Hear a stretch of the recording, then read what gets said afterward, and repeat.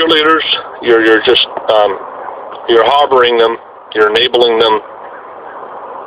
You're giving them life. So that's the bottom line. That's pretty much the bottom line. You're giving them life. So that's the bottom line. That's pretty much the bottom line. You're giving them life. So that's the bottom line. That's pretty much the bottom line. Last time. You're giving them life. So that's the bottom line.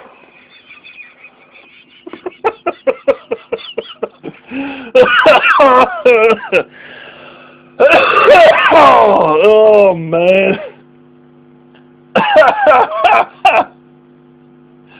I'll tell you what, this guy is just a fucking circus. There's no other way to put it. The guy's just a fucking circus. Oh my gosh. Well, Elvis has flipped out. Just frying something out here.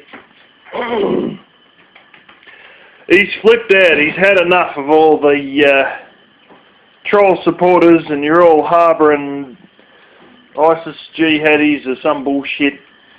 Blah, blah, blah, blah, blah, blah, blah, blah, blah. Here we go again. Same old cycle. He's got to make a change. This time he's getting angry though. He's getting rid of Vegas Vixen. He's getting rid of a lot of people, you know, because he's got to make a change in his life. Of course, we all know how the changes go. They go for, well, you know, a month or two tops, if that, you know, if that. Damn, these things aren't flipping properly. Anyway,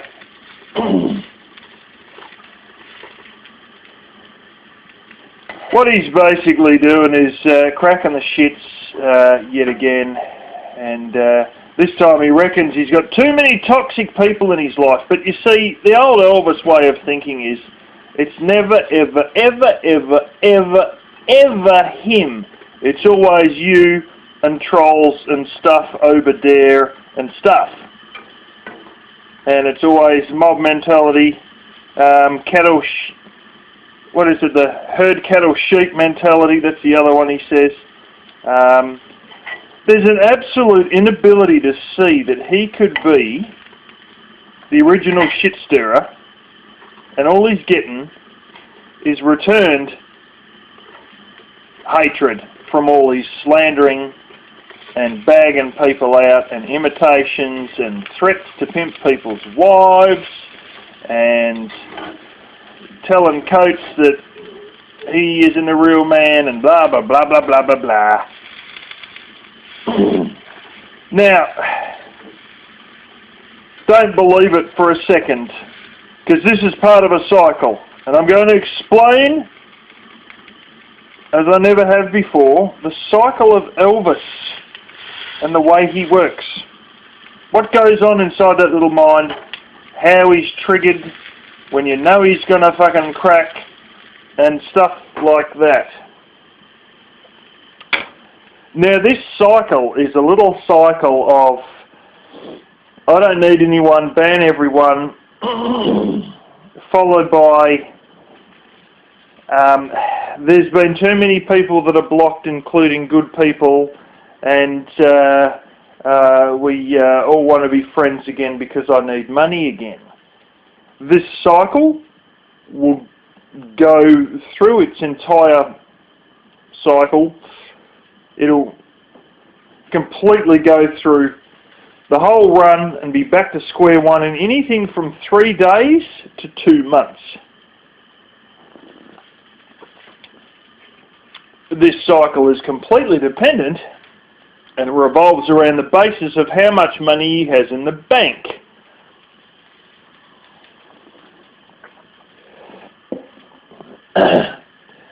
Do you remember?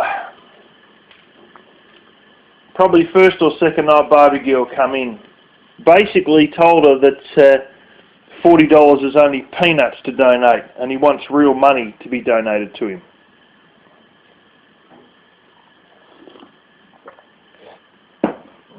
I've heard him. So it was a complaint about $40. Now the reason there was a complaint about $40 donated not being bugger all is because he recently had $2,000 donated from Norm F. And well, $40 doesn't seem much when you've had you know, $2,000 donated recently, and you know, you've got money in the bank type thing, and well, you know, a tough on $40. I've also seen him call $15 chump change or $10 chump change. In other words, it's peanuts, it's useless donation. On the other end of the scale, I've seen him praise up 99 cents from Tony Abbott. That he's happy that he's getting it. And it basically goes through this whole cycle of, I don't need you, I have plenty of money, everyone gets blocked, and then the money starts to run out.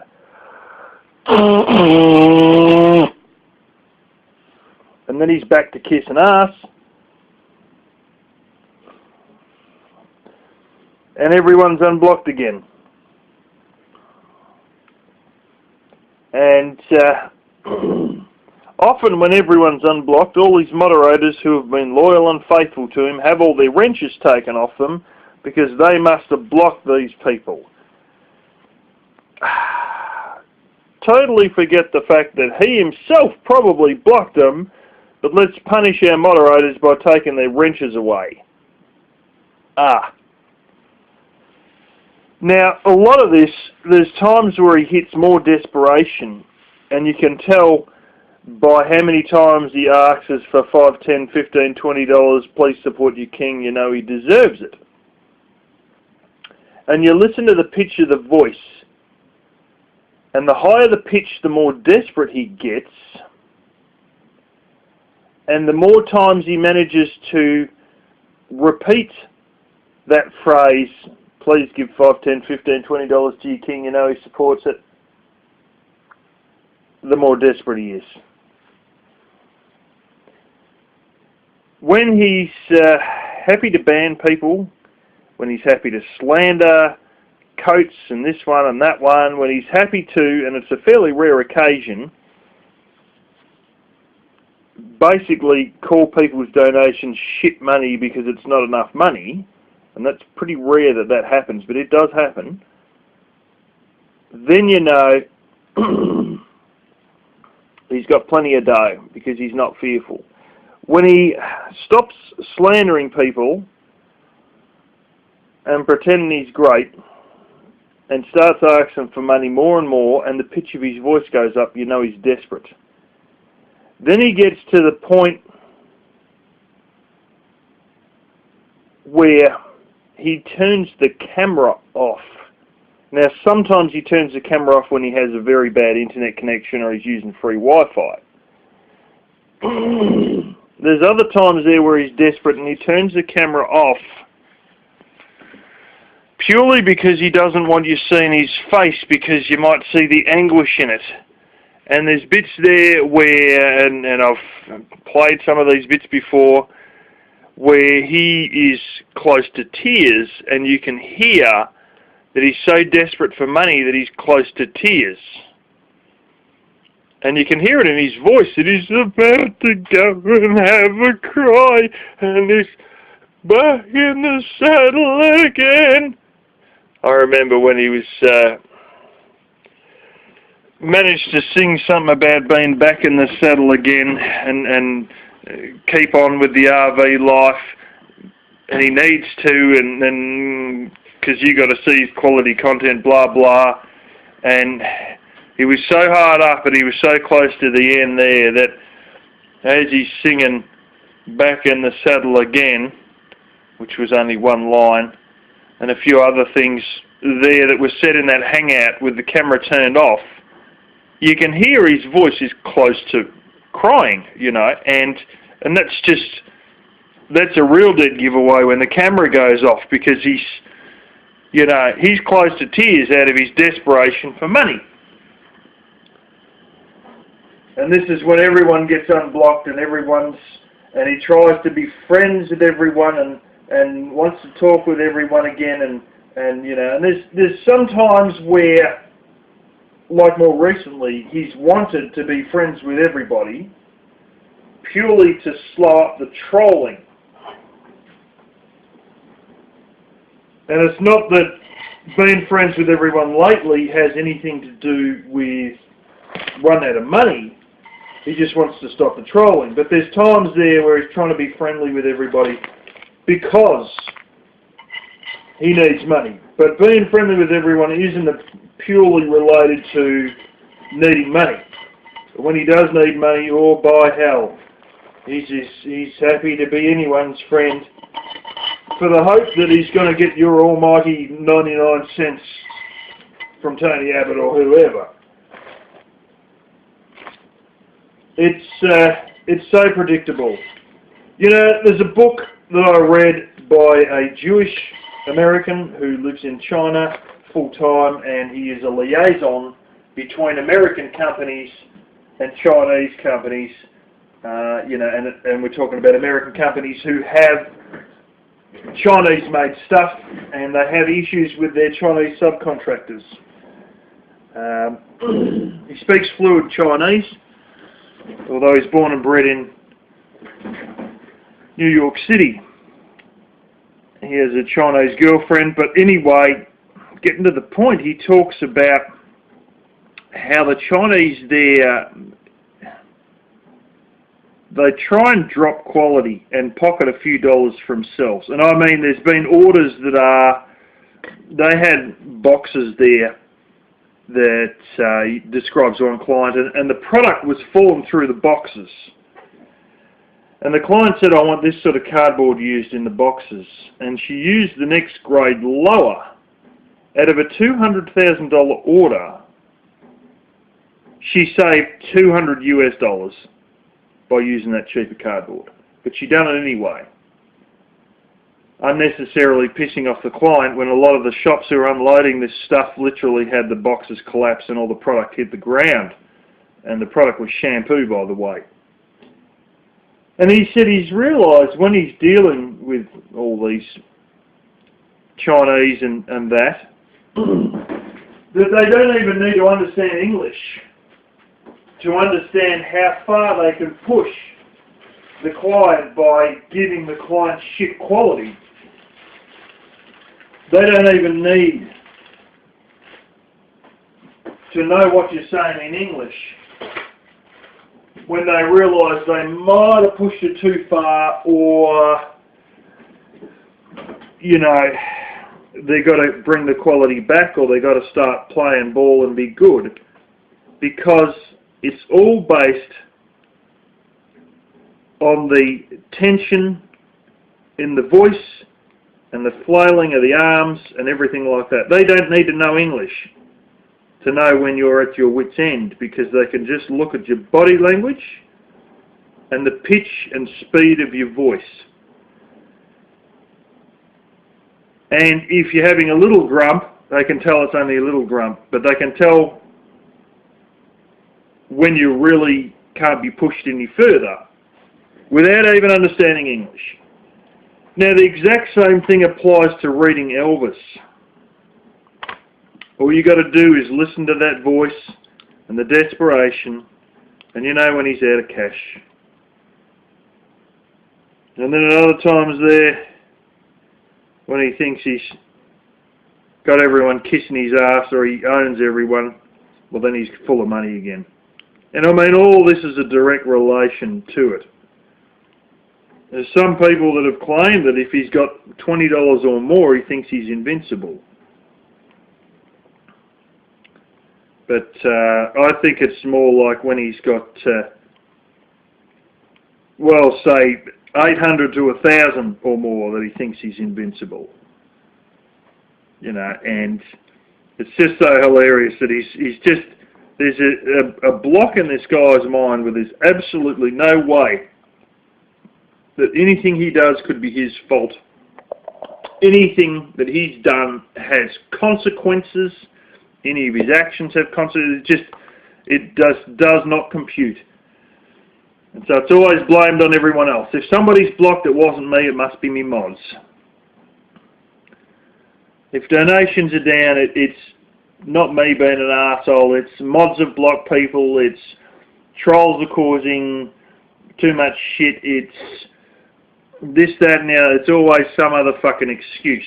You know, there's even been the excuse of, oh, well, everybody watching must be fucking white trash living in a fucking trailer park, you know, trailer park trash. And so they don't have any money to give me, and that's why they're not giving money. I mean, the justifications are phenomenal. And when the guy finally gets diabetes or has a van break, you know, it'll always be someone else's fault. My uncle used to be sort of similar in a way. I used to remember he would never maintain vehicles, and he had Chrysler Valiants, and the Chrysler Valiant that, you know, the Chryslers you see in the US versus the Chrysler Valiant that we had here in the 70s, that he used to be driving in the 90s and the 2000s, they were fucking unbeatable. They, you know, like you couldn't kill them, and yet he could. And would then go on to blame shit manufacturers, whereas it was a machine that was so heavily built, so well built, nobody could get these things to die, and yet he would, out of sheer abuse and lack of care, and not changing the oil for about 2.5 years, and then it was, oh, these cars are built shit, blah, blah, blah. You know, Elvis is no different, you know. But anyway, that's just a little tutorial on working out when he's getting low in cash. And, you know, it's all a desperation thing. It's all the voice pitch. It's all how much he's kissing ass versus how much he's slandering people. You know, life's good when the money's there, and as soon as the money runs out, you know, same thing. It all goes berserk. I remember a few years ago, Tony Mullins talked about his younger days when he was in his early 20s,